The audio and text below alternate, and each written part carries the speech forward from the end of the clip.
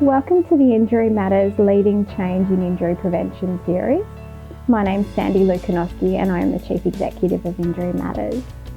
Today I'm joined by Jessica McKenna, who is the General Manager of Kidsafe, for a conversation about leadership and the ever-evolving space of injury prevention. Thank you very much for joining us today, Jess.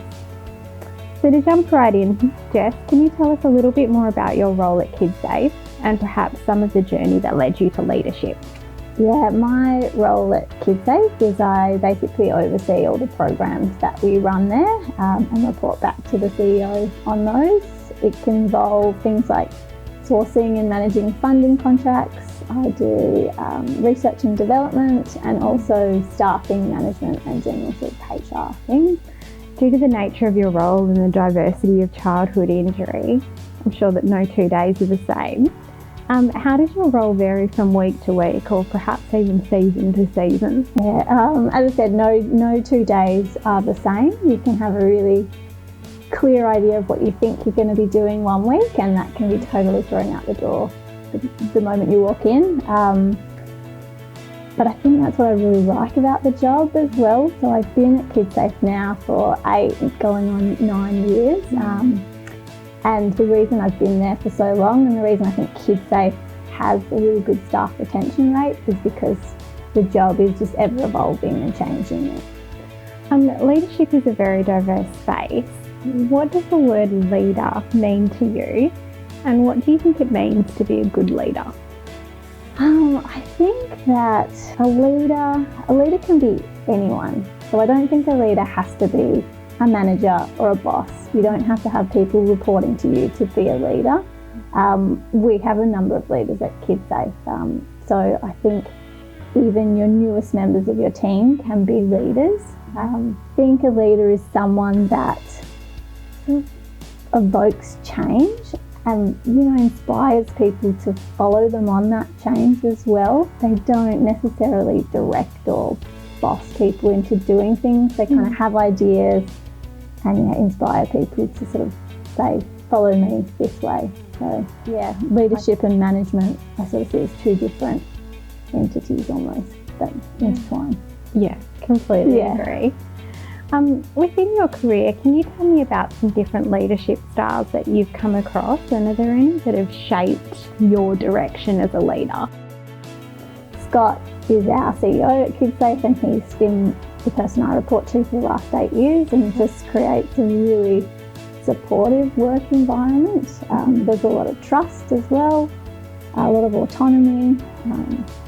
There's no fear of failure, in that failure is almost seen as a good thing, in that you've tried something, it didn't work, but at least you've given it a go.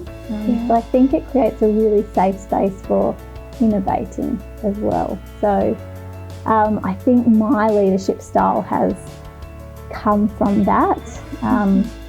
My kind of ethos with leadership and all things is just treat others as you'd like to be treated. I think that's a pretty good way to go through life. I also don't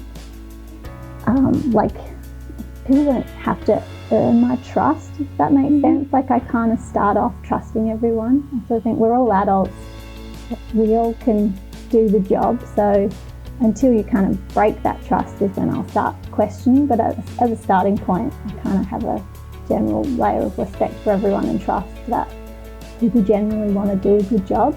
So that's kind of my leadership style. Yeah, I completely agree with that, in terms of treating people with that level of respect and autonomy right from the outset until you're hopefully ever given a reason to not have to look at it in that particular way. So I think that's a phenomenal way to look at things. So the injury prevention sector is complex, it's broad and diverse, and with this in mind and the continued emerging challenges that may come into the future, what are the leadership challenges that you see ahead for the injury prevention sector in WA? Yeah, I think that, I guess throwing back on COVID as well, it's made us realise that it is quite volatile, just health promotion and all businesses in general. Nothing is ever really certain. We're really fortunate that we have a state government that's really supportive of injury prevention, but I think it still reminds you that funding is always volatile and it can change. I think for injury prevention, we need to keep promoting the idea that injury is better than a cure.